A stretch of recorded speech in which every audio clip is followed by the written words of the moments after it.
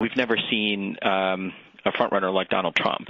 There hasn't been in modern American politics a person who's poised to lead a political party or win a nomination who has acted in the way that Donald Trump has, and so there is something really quite new about, at least on that side, something very new about this race.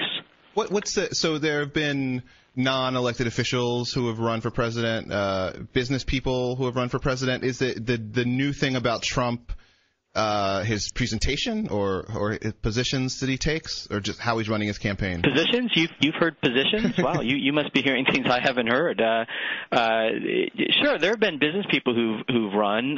There have been folks who haven't had a history in political office who've made attempts at it.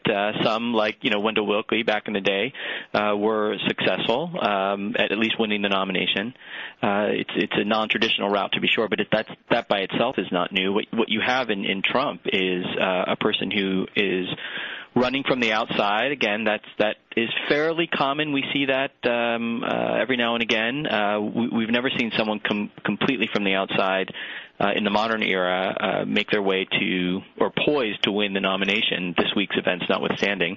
But he's run a policy-less campaign. He hasn't really put any time or effort into crafting detailed public policies.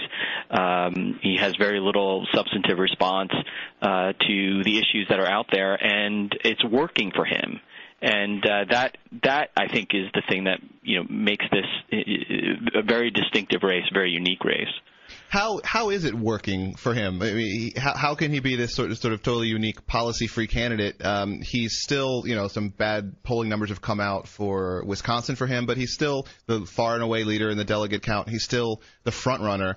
What's making it stick with Republican voters? Well, they're not all Republican voters. He's pulling in some new people into primaries. I mean, he's allowed to run in part because we have fairly open system. It takes some name recognition and money, to be sure, but you can enter primaries and start racking up delegates. He's tapped in, obviously, to some anger that exists out there, and he's been able to funnel that into voter turnout, which has surprised a lot of us because he's done it in a very non-traditional way. He hasn't really had on-the-ground, get-out-the-vote teams who are actively working in the various states that he's winning.